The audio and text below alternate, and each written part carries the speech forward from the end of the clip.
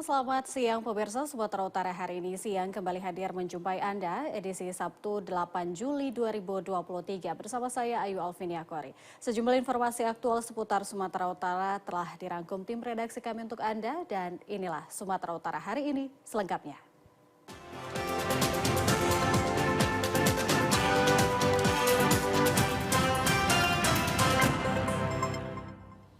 Kita awali informasi pertama pemirsa, tim gabungan Polsek Sunggal dan Polrestabes Medan berhasil menangkap pelaku begal sadis yang nyaris putuskan tangan korbannya.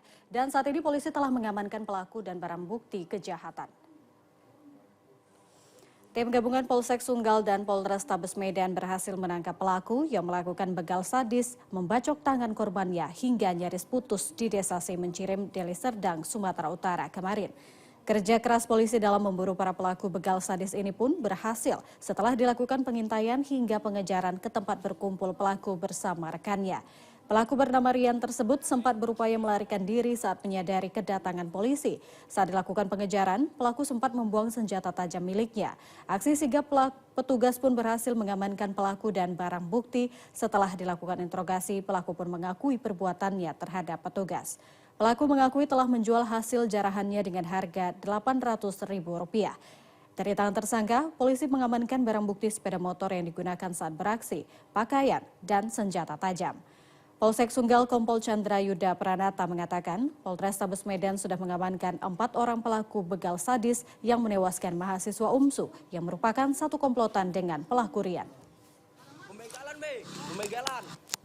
Kita baru mengamankan pelaku begal sadis yang mana TKP-nya di Jalan Jati, Semencirim. Kita mengamankan satu orang berinisial Rian Budi Palevi, 16 tahun, yang mana yang bersangkutan melakukan aksi begal sadis yang melukai korban yang tangannya hampir putus. Yang diamankan, kita berhasil mengamankan satu buah motor yang digunakan ketika tersangka tersebut melakukan perbuatannya, satu buah jaket yang digunakan pada saat melakukan kejahatan tersebut, dan juga baju yang dari hasil kejahatan. Pembegalan, Sebelumnya warga desa Semencirim bernama Mustaqim menjadi korban aksi kebrutalan begal hingga nyaris putuskan tangannya di Jalan Jati Sunggal Semencirim, Deli Serdang, Sumatera Utara pada bulan Juni 2023 lalu. Kejaksaan Negeri Kota Tebing Tinggi melalui tim penyidik tindak pidana khusus melakukan penggeledahan di kantor Dinas Perdagangan dan Koperasi UKM Kota Tebing Tinggi. Dari hasil penggeledahan, jaksa membawa sejumlah dokumen pendukung dalam pengembangan kasus tindak pidana korupsi yang saat ini sedang ditangani. Tim penyidik tindak pidana khusus yang dipimpin langsung Kepala Seksi Intelijen Hiras Asilaban didampingi Kepala Bagian Layanan Pengadaan Secara Elektronik LPSE Tebing Tinggi M. Iqbal Nasution. Tim penyidik terlebih dahulu melakukan penggeledahan di dalam ruangan kantor LPSE, selanjutnya ke kantor Dinas Perdagangan Kota Tebing Tinggi. Didampingi Kepala Dinas Perdagangan Tebing Tinggi Zahidin SPD juga langsung masuk ke dalam ruangan sekretariat untuk mencari berkas dokumen yang akan dibawa ke kantor kejaksaan. Guna penyelidikan lebih lanjut, penggeledahan ini terkait dugaan tindak pidana korupsi dalam pemasangan tembok penahan pada tahun anggaran 2029. Tepatnya di Pasar Induk yang sudah beberapa tahun tidak berfungsi milik Dinas Perdagangan. Kasih Intel Kota Tebing Tinggi Hiras Asilaban membenarkan adanya penggeledahan dalam penyidikan dugaan tindak pidana korupsi di kantor Dinas Perdagangan Kota Tebing Tinggi terkait dalam pemasangan tembok penahan Pasar Induk tahun 2019. Dari hasil penggeledahan, tim penyidik khusus tidak ada menemukan beberapa dokumen kontrak dan SP2T dan lainnya. Beberapa dokumen yang sudah diamankan langsung dibawa ke kantor Kejaksaan Tebing Tinggi. Untuk sementara kasus ini masih berjalan. Ya, benar bahwa Kejaksaan Negeri Tebing Tinggi kemarin ada melakukan penggeledahan oleh tim Satuan Penyidik Tindak Pidana Khusus Kejaksaan Negeri Tebing Tinggi terhadap Dinas Perdagangan mengenai pemasangan tembok penahan pada Pasar Induk tahun anggaran 2019. Yang kita amankan oleh tim-tim penyidik tindak pidana khusus pada kegiatan hari itu, penggeledahan hari itu, yang ada beberapa dokumen yang tidak ditemukan pada saat penyidikan antara lain kontrak dan SP2D dan yang lain. Dan semua dokumen tersebut sudah diamankan saat ini di kantor Kejaksaan Negeri Tebing Tinggi. Oke. Iya, jadi penggeledahan itu tujuannya kita untuk melengkapi semua barang bukti untuk proses selanjutnya. Masyarakat Kota Tebing Tinggi berharap kepada Kejaksaan Negeri Kota Tebing Tinggi agar terus menindak kasus-kasus tindakan korupsi yang sudah kerap kali terjadi, khususnya di Kota Tebing Tinggi. Warga Kelurahan Kampung Lalang panik melihat api terus membesar menghanguskan 3 rumah di Kelurahan Kampung Lalang. Terdapat gudang barang bekas yang ikut terbakar sempat menyulitkan petugas pemadam kebakaran. 3 rumah warga hangus terbakar di Jalan Tanjung Permai, Kelurahan Kampung Lalang, Kecamatan Sunggal, Deli Serdang kemarin. Kebakaran terjadi diduga berasal dari sebuah gudang barang bekas yang menghanguskan 2 rumah warga dan 1 buah rumah warga yang digunakan sebagai tempat pengepulan barang bekas. Kobaran api muncul dan membesar dari gudang tempat pengepul barang bekas, membuat api dengan cepat menjalar membakar 2 rumah di sekitar bangunan gudang.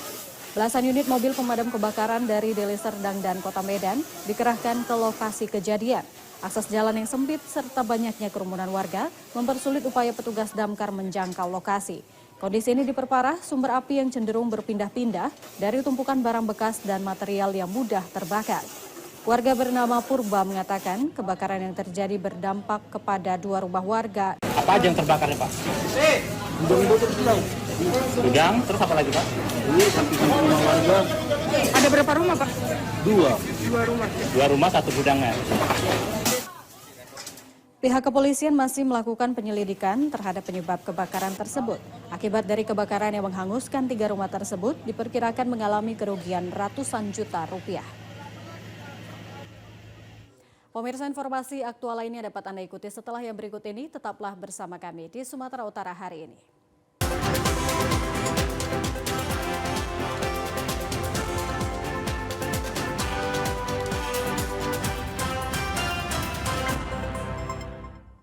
Terima kasih Anda kembali menyaksikan Sumatera Utara hari ini. Pemirsa, Gubernur Sumatera Utara Edi Rahmayadi mengapresiasi Festival Bunga dan Buah di Kabupaten Karo karena menjadi kegiatan yang dapat meningkatkan perekonomian bagi masyarakat. Gubernur Sumatera Utara Edi Rahmayadi mengaku Festival Bunga dan Buah yang dilakukan setiap tahunnya merupakan satu-satunya yang ada di Indonesia. Dikatakan masyarakat Karo sudah sepantasnya bersyukur karena memiliki potensi pertanian yang menjanjikan karena lahannya yang subur juga menjadi destinasi wisata yang sangat banyak dikunjungi para wisatawan.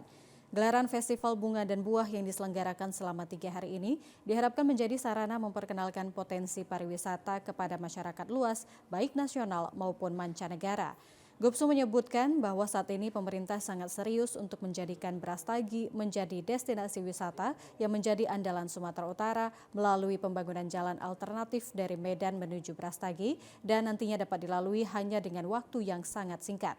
Masyarakat dan pemerintah diharapkan terus bersinergi guna membangun dan mewujudkan visi pembangunan pariwisata sehingga masyarakat lebih sejahtera dan perekonomian Kabupaten Karo lebih meningkat. Gubernur juga akan selalu mendukung para petani yang ada di Kabupaten Karo, mengingat pasokan bahan baku makanan 65% berasal dari Tanah Karo. Ini suatu kegiatan tradisi yang positif. Ini adalah yang dilaksanakan mulai zaman Belanda. Menunjukkan bahwa Tanah Karo itu subur. Bunga dan buah-buahan, sayur-sayuran, itulah yang dilaksanakan setiap tahun. Nah, ke depan memang harus kita wujudkan. Udara yang segar, tanah yang subur. Memang Karo inilah tempatnya. 65% logistik Sumatera Utara dari Tanah Karo.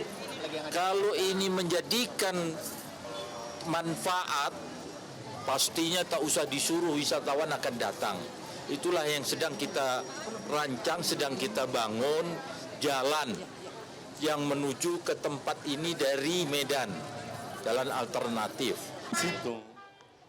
Pada gelaran Festival Bunga dan Buah, Gubernur juga menyaksikan pameran UMKM yang sangat syarat dengan kearifan lokal. Selain itu, pada kegiatan ini turut dilakukan pameran budaya yang dimeriahkan oleh para pelajar, seniman lokal, dan seniman nasional yang bertujuan untuk menghibur seluruh wisatawan dan masyarakat yang berkunjung ke lokasi Festival Bunga dan Buah di Taman Mejua-Jua Brastagi, Kabupaten Karo.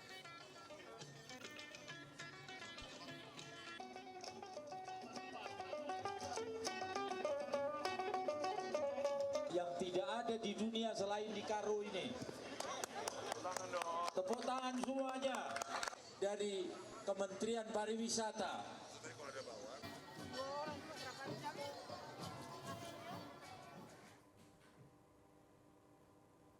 Kita ke informasi lain, pemirsa. Terdapat sejumlah administrasi bakal calon legislatif tidak memenuhi syarat ditemukan dalam proses verifikasi yang telah dilakukan Komisi Pemilihan Umum Daerah Kabupaten Nias Utara.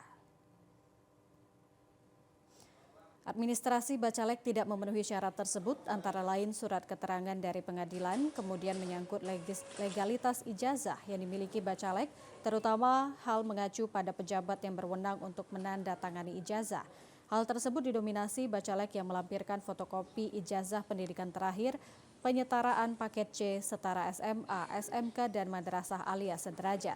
Kekurangan dan administrasi tidak memenuhi syarat lainnya masih dialami hampir seluruh partai politik yang telah mendaftarkan 200 lebih bakal calon legislatif di KPUD Nias Utara berasal dari 4 daerah pemilihan di 11 wilayah kecamatan. Pihak KPUD telah membuka ruang kepada pihak partai politik untuk dapat mengakses apa saja bentuk administrasi yang tidak memenuhi syarat tersebut melalui aplikasi, dan perbaikannya dapat berkoordinasi kepada petugas helpdesk pemilu yang melayani di KPUD. Itu setelah masa kita melakukan verifikasi administrasi, memang hampir semua partai politik itu perlu melakukan perbaikan daripada sisi administrasi masing-masing bakal calon legislatif. Karena tidak memenuhi syarat itu mengacu kemana umumnya? Ya, ada beberapa, misalnya surat keterangan dari pengadilan, dan kemudian juga misalnya dalam hal penggunaan ijazah, legalitas ijazahnya itu yang harusnya melakukan legalisasi itu ada pihak-pihak yang berwenang. Masa perbaikan administrasi tidak memenuhi syarat telah diberlakukan hingga tanggal 9 Juli 2023. Namun Komisi Pemilihan Umum Daerah telah mengingatkan seluruh partai politik yang berkepentingan untuk segera menyerahkan administrasi perbaikan lebih awal tanpa harus menunggu terakhir masa perbaikan yang dijadwalkan penyelenggara pemilu. Hal tersebut untuk mencegah terjadinya kegagalan yang mungkin timbul seperti masalah sinyal dan jaringan internet yang berpotensi mengganggu proses uploading data ke pusat.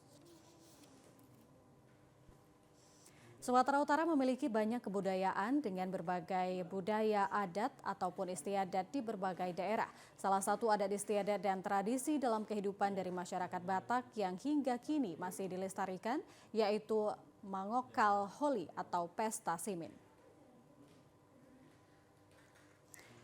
Dalam tradisi adat Batak, Mangokal Holi adalah sebuah tradisi membongkar kembali makam para leluhur dan mengumpulkan sisa tulang belulang dan menempatkannya kembali ke dalam satu bangunan yang dilakukan oleh keturunan dari marga atau satu garis keturunan keluarga yang disebut dengan pinompar.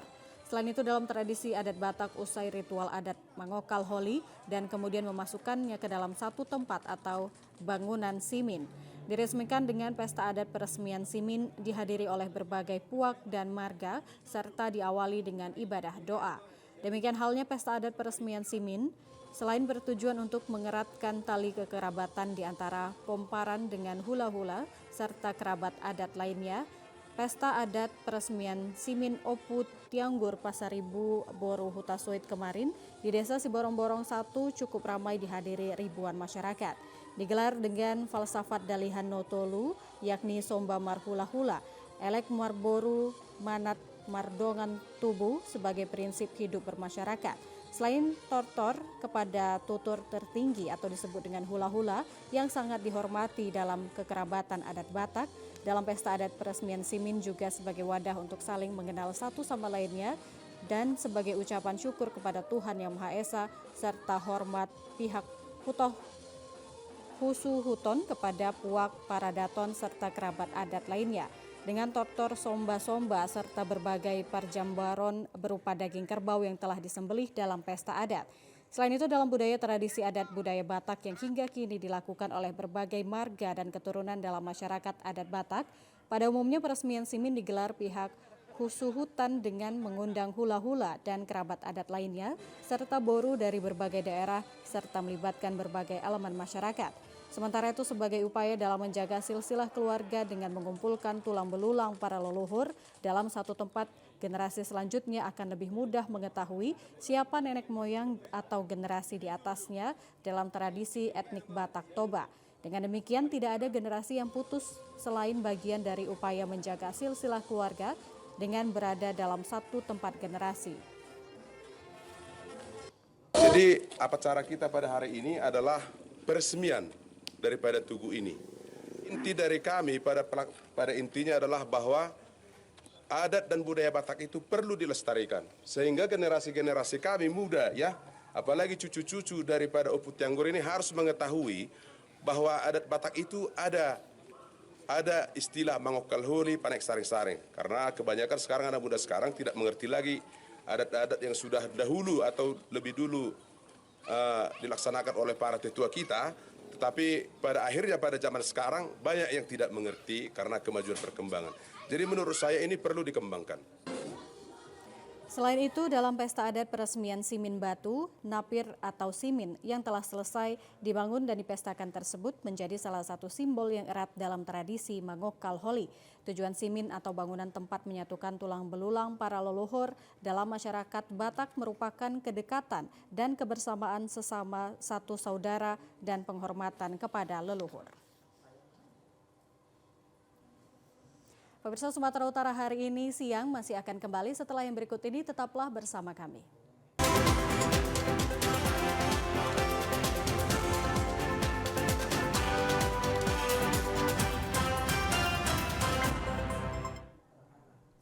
Terima kasih pemirsa, Anda kembali bersama kami. Seorang warga menderita kanker lidah ganas sudah 1 tahun terakhir. Berobat secara tradisional dikarenakan tidak ada biaya dan saat ini sangat membutuhkan bantuan pemerintah dan juga para dermawan agar dapat berobat ke rumah sakit. Surono, warga desa Wonosari, Kecamatan Tanjung Morawa, Kabupaten Deli Serdang, menderita kanker lidah ganas. Saat ini kondisinya sangat memprihatinkan. Kondisi Surono yang sangat kekurangan biaya ditambah dengan iuran BPJS yang menunggak pembayaran. Oleh karena itu, untuk melunasi iuran BPJS-nya yang tertunggak agar bisa digunakan kembali, perlu uluran para dermawan, sehingga Surono mendapat perawatan medis yang maksimal. Penyakit yang dialami Surono berawal saat Surono mengalami sakit gigi dan dicabut di rumah sakit. Setelah cabut gigi, kondisinya mulai membaik. Namun berselang beberapa bulan, Surono kembali mengeluhkan sakit di bagian gigi dan menjalar sakitnya di bagian lidah. Menurut istri Surono, Wasi, mengatakan setelah beberapa bulan cabut gigi, suaminya mengeluhkan sakit di bagian lidah dan semakin lama bertambah parah. Kemudian Surono dibawa berobat ke rumah sakit swasta dan hasil diagnosa dokter, Surono mengalami sakit kanker lidah ganas. Namun dikarenakan tidak memiliki biaya, Surono terpaksa kembali dirawat di rumah dengan mengkonsumsi obat herbal. Awalnya katanya kegesek gigi yang tunggaan tajam itu kegesek, udah giginya dicabut, katanya enakan, cuman kok makin lebar gitu bang, makin lebar, makin luka di bawah lidah. Tapi memang nggak pernah dibak rasa, kerja terus, nanti kalau minum obat gitu aja. Kami ambil tindakan yang pertama, bisa sembuh nggak dok? Mudah-mudahan dokter bilang, ya semua itu kan atas izin Allah bang. Ya mudah-mudahan bisa sembuh dengan cara ini kan gitu. Kalau ini, ya saat ini seperti inilah bang kondisinya. Karena kan masih dalam penanganan dokter juga selama seminggu, nanti kami kontrol selama 1 bulan ke depan. Surono saat ini sangat membutuhkan biaya untuk pengobatan. Bagi para dermawan yang berkenan membantu, dapat langsung datang ke rumahnya yang berada di Dusun Tega 3, Desa Wonosari, Kecamatan Tanjung Morawa, Kabupaten Deli Serdang. Pemirsa, pasca Lebaran Idul Adha, harga bawang putih dan bawang bombay mengalami kenaikan. Bahkan kedua jenis bawang tersebut justru nyaris hilang di pasar Aikanopan dan kenaikan harga juga dialami sejumlah jenis bawang merah lokal. Kenaikan harga sejumlah bahan baku Maksud kami, bahan bumbu masak di Pasar Impres Aikanopan membuat sejumlah pedagang sayuran mulai resah. Pasalnya selain mengalami kenaikan harga, beberapa jenis bahan bumbu masak seperti bawang putih dan bawang bombay justru nyaris hilang di pasaran. Harga bawang putih dan bawang bombay sebelum Idul Adha lalu sebesar Rp28.000, kini menjadi Rp45.000 per kilogram. Kenaikan harga juga dialami bawang merah lokal seperti bawang Jawa dari harga Rp35.000 naik menjadi Rp40.000 per kilogram. Bawang merah Padang dari Rp30.000 naik menjadi Rp35.000 per kilogramnya.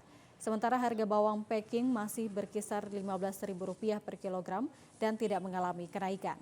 Salah seorang pedagang sayuran Rahmat menjelaskan, kenaikan harga juga dialami buah kentang dari harga Rp10.000 naik menjadi Rp15.000 per kilogramnya. Selain itu harga cabai hijau dari Rp24.000 naik menjadi Rp28.000 per kilogramnya. Sedangkan harga cabai merah mengalami penurunan dari Rp48.000 turun menjadi Rp35.000 per kilogramnya. Namun harga cabai rawit masih stabil dengan harga Rp20.000 per kilogramnya. Dengan naiknya sejumlah harga bahan bumbu masak di saat perekonomian warga sedang menurun, membuat suasana Pasar Impres Aikanopan sepi dari pembeli. Akibatnya omset penjualan pedagang turun drastis hingga mencapai 50-60% penjualan. Bawang putih. Bawang putih sekarang udah 45. Kenapa bisa begitu, Bang? Memang barang nggak ada. Barang nggak ada. Menghilang. Bawang putih bawang apa ini? Impor atau bang? Impor lah, kan bawang putih kita impor Cina kayaknya. Selama ini harga berapa? Paling di kisaran 30, 28. Sekarang udah 45. Bawang merah sedikit lah dari 28 ke 30, 35 itu paling mahal. Itu udah 35 udah cantik, udah kasar. Biasanya omset abang penjualan itu satu hari berapa? Ya sampai 3,5 juta. Sekarang? Jadi 2 juta Pak ya? Pak ya. Itulah yang terbuang-terbuang banyak karena nggak ada pembeli. Sedangkan harga sejumlah sayur mayur masih tetap stabil, tidak mengalami kenaikan. Pedagang berharap pemerintah dapat menstabilkan harga agar dapat membantu dan meningkatkan perekonomian warga. Pemirsa, informasi tersebut sekaligus menutup jumpa kita dalam Sumatera Utara hari ini siang. Saya Ayu Alvinia Kori beserta seluruh kerabat kerja yang bertugas mengucapkan terima kasih atas perhatian Anda. Selamat siang, sampai jumpa.